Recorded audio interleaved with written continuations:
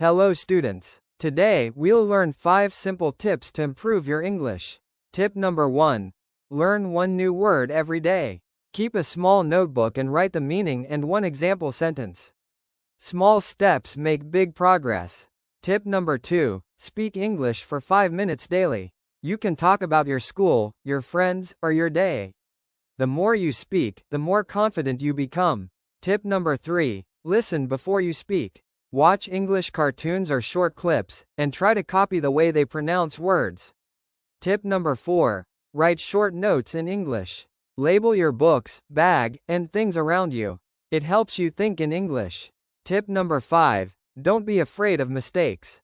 Every mistake is a lesson. Remember, confidence is more important than perfection. Keep practicing, and you'll speak English beautifully. Follow Liberhall English for more helpful lessons.